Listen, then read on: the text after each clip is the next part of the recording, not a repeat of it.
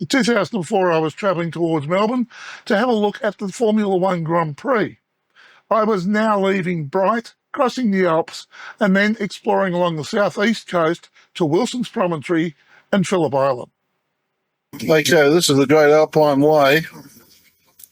Open speed limit, but we ain't doing it. This is like this now all the way to Mount Hotham. Last time I travelled over, it wasn't this road, it was one very similar to it. It was 30 odd years ago, and it was all covered in snow. Yeah, it's going to be a pleasant day's drive. We're on the top of Mount St Bernard, and this is the snow clearing patrol depot. Nothing so much interesting there. It is on top of the hill.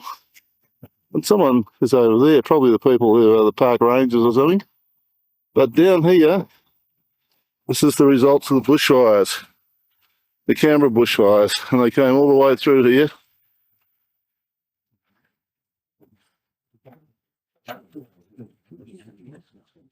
But we're heading in that direction. I might add, it's getting bloody chilly here. I've just been talking to some people who tell me it's 8 degrees further on, so I might have to drag the old fur jacket out, I think.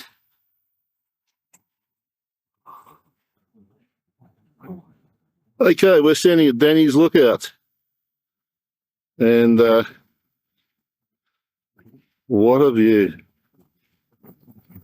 You see where the bushfires have ravaged this country? Absolutely. It would have been nice up here earlier on this morning with the sun down a little lower, giving us a little better contrast perspective. And this tells you about absolutely everything.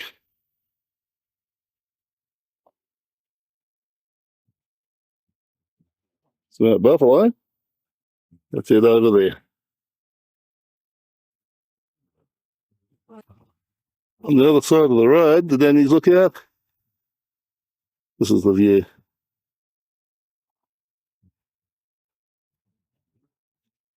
Might add, it's a touch chilly up here. I've been told it's as low as 6 degrees a bit further on.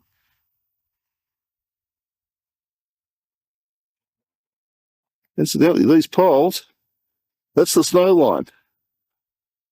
Hence the signs on them saying keep to the right of the poles. Well, this is the Mount Hotham Ski Resort.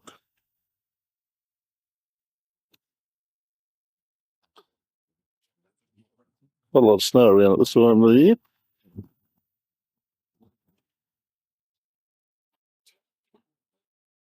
Skiers. Okay, Omeo is where we're going. And that's down there. In the background, I believe that's Mount Kosciuszko. A hazy one right in the middle.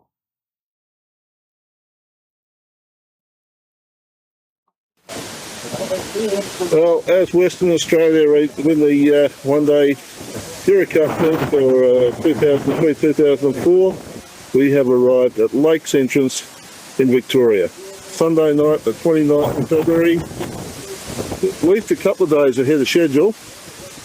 That's great, that gives me more time to see Wilson's Promontory. I've just had the most wonderful day's drive. Very tiring, driving across the Alps. And now's the time to go down to the Lakes Entrance and see if we can find somewhere to stay tonight. And Holmes Landing fronts onto Lake Victoria.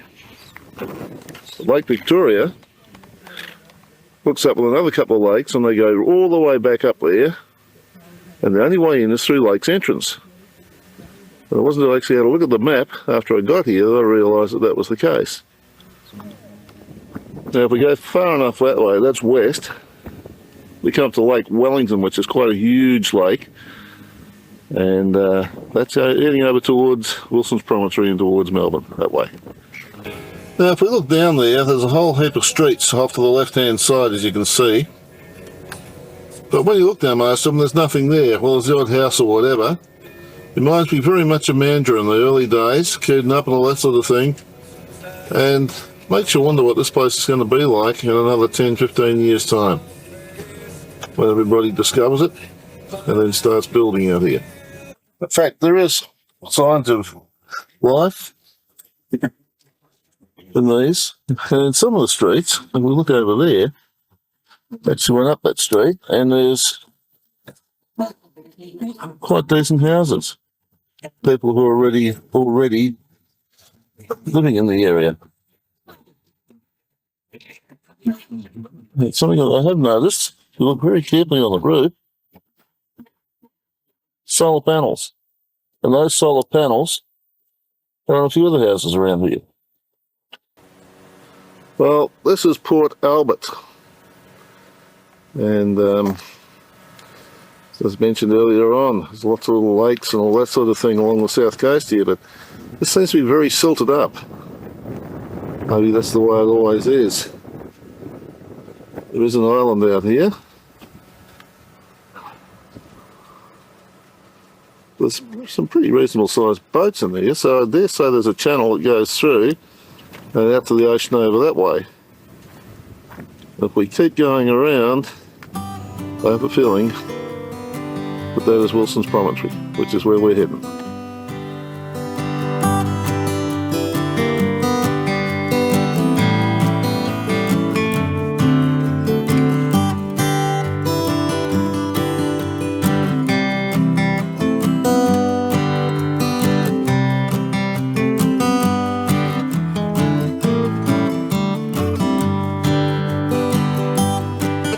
Now, I thought this guy was in Glenrowan, but this is Port Albert. I'm at Port Welshpool, and the sign strictly says no diving. Wonder why. There is actually water in here. Again, there must be some sort of channel because there's an awful lot of silted type banks, especially as we wander around the back here into this area down here. And there's a lot of wildlife just sitting out there enjoying the afternoon sun.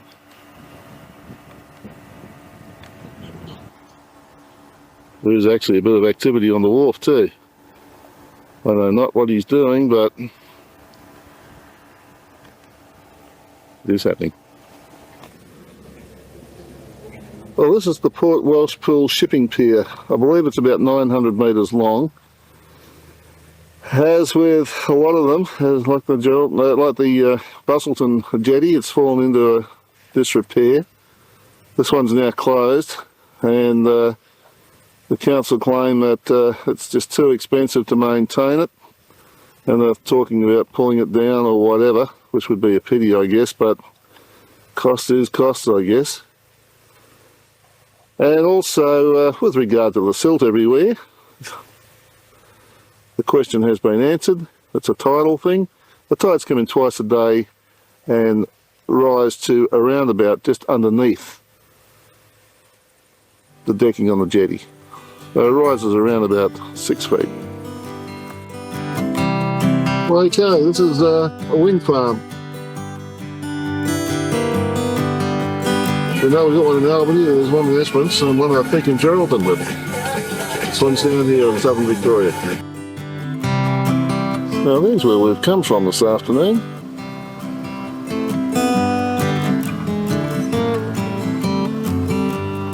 Into the windmill farm. Well, this is part of the caravan park I'm staying at Yanakie. And yeah, it fronts out onto the water. That's Wilson's Promontory over the back there. Beautiful this time of night.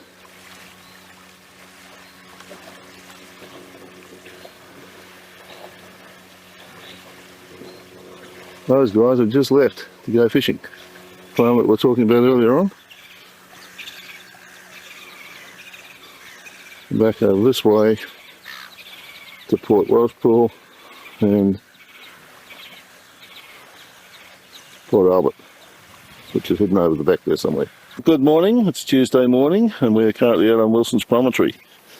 This is the first stop, and out there is Norman Island. And a little bit further around there's a group of islands which is called the Glennie Group. And there's a few more way down there.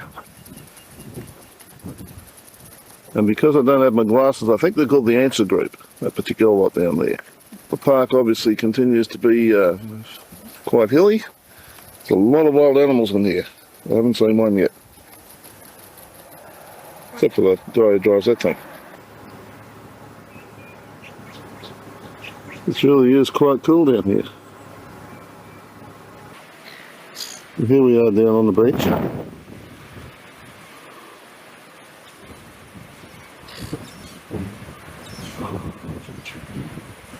And there's a group of people just up here.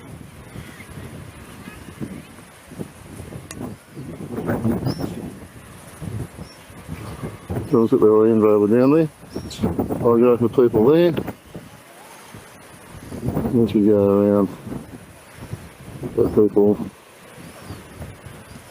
also sunning on the beach.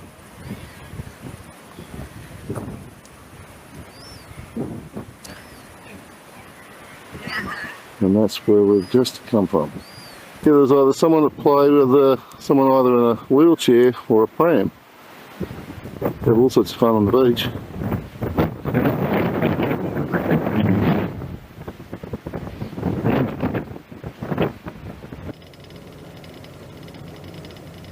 Okay, this is Whisky Bay, and the secret of Wilson's Promontory is all the roads finish about 1 kilometre short of where you want to go, and you walk the rest of the way. It doesn't matter where it is, it's the way it works. So if you're coming in here for a day trip, you're going to need more than a day basically to do it, but come in here not on a time schedule, and be fit. If you ain't fit, you ain't going to do much. Looking across towards Melbourne. Well, it's just off the road, and it's pretty fresh. Wombat hole. No one home, I don't know, but then again. Another one, just a few feet away. This is on the road from Minnewac, Cape Paterson.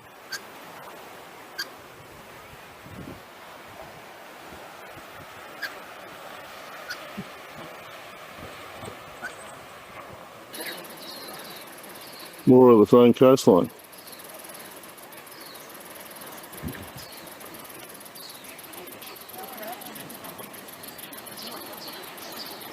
Nice little secluded beach.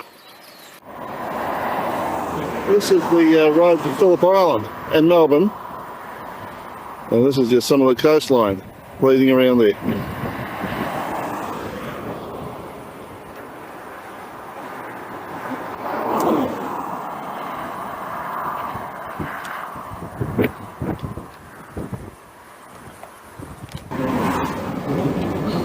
That's the bridge at the Phillip Island.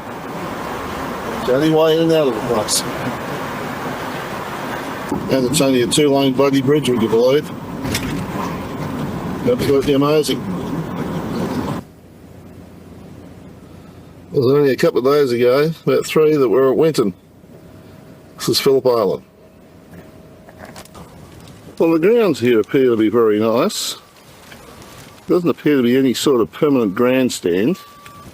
We can't get inside the circuit, unfortunately, today.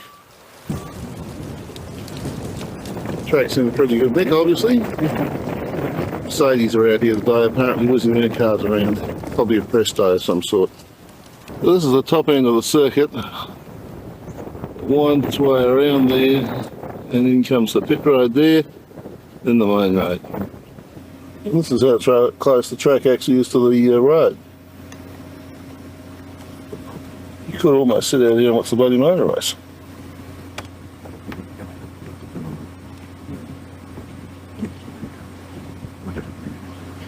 So he's going down pit road. So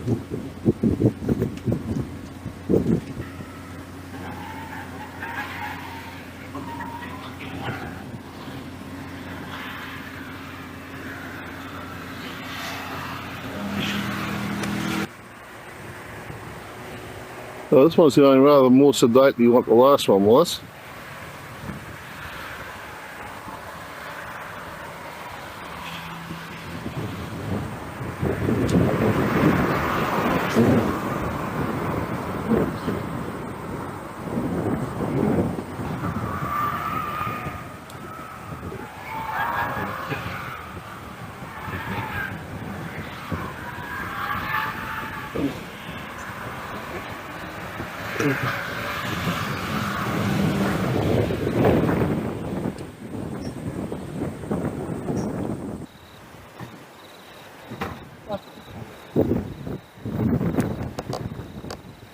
Okay, this is the little island off of the bottom end of Phillip Island.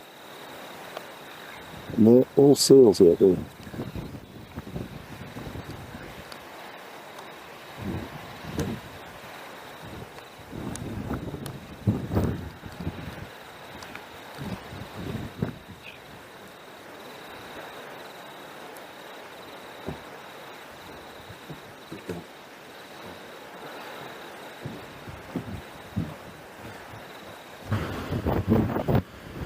Okay, this is just around the corner from where we were looking at the seals. And this is the south coast of Phillip Island.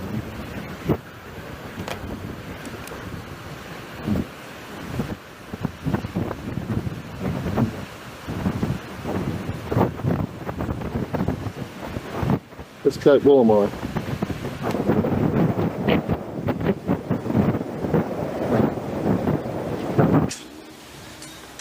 Okay, this is Phillip Island, and this is the circuit, and all of the badge wear. That's in the picture of the track lines. This is where we're going. It's through here.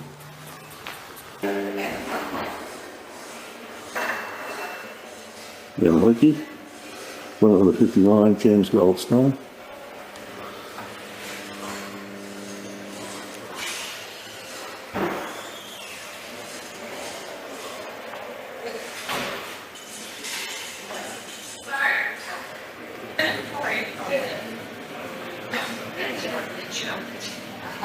It is rather close.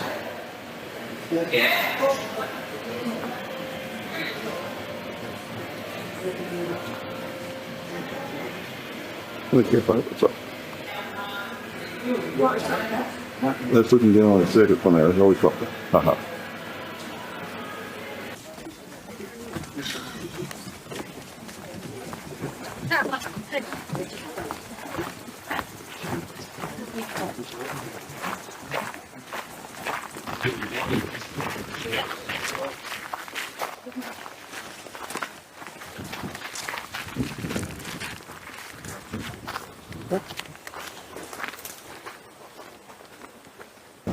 So we're going up over the footbridge now. It's a little steep. Oh, that's who you guys befriended, was it? Oh, so did you get it? Picture down from up there and have a look at that. You can see they've got some blind areas around, which makes the vision a bit difficult. But then what they actually do is bring in screens. You can see up here showing different sections of the course, and the screens will be actually placed in frame right up here. And then also video recorders placed underneath and connected. So each, and they can rewind and take a second look, make some decisions. And this is actually the timing room it shows down here. We're only looking for more in there. Yeah, you can see when you're heading down the straight there, it looks like you're actually just...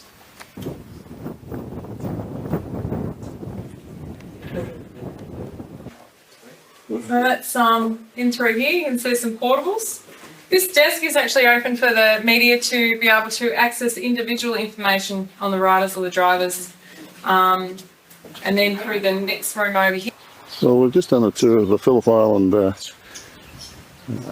inner part of the course, and We'll also just walk through that cage, which is got sulphur-crested cockatoos and pink and greys. Beautiful gardens in this place. Really has been well looked after over the years, set up very nicely. Place has now been bought by Winston Fox, and even more spectacular things expected to happen. Really nice and peaceful out here.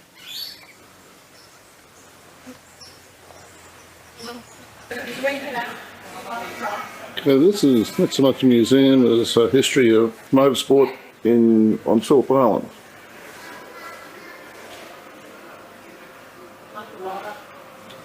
There are some historical relics.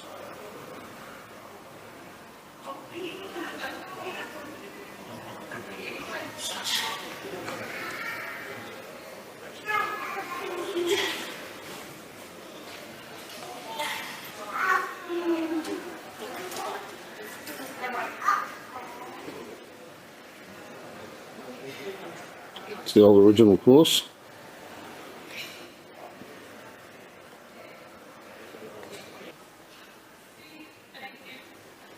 As you'll know, the Armstrong 500 started down here at Phillip Island. That's a lot of history of it right there.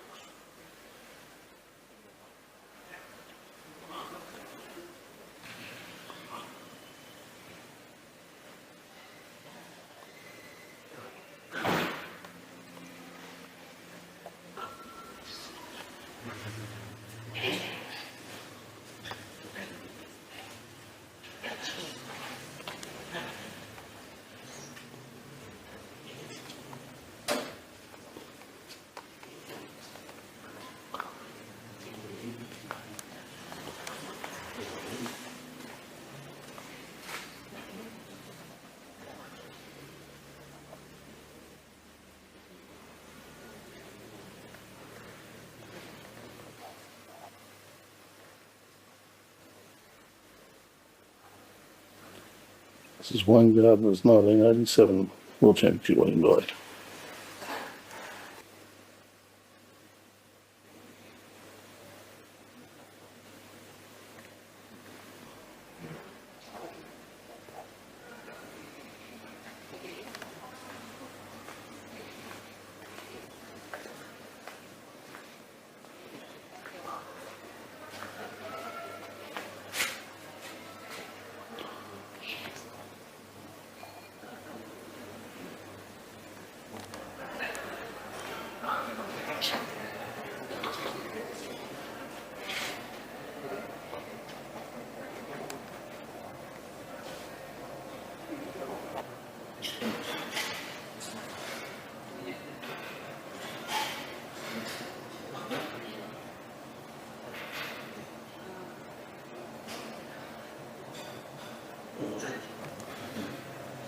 Okay, well, that's just a quick look at the history of Phillip Island, and yeah, it's been a great morning. If you enjoyed this video, you might like to check out this video, or maybe browse this playlist. There are over 700 videos just like these on this channel. Subscribe and hit the notification bell and we'll let you know when the next video is available. If you liked this video, hit the like button, comment, and feel free to share with your friends. Thanks for watching.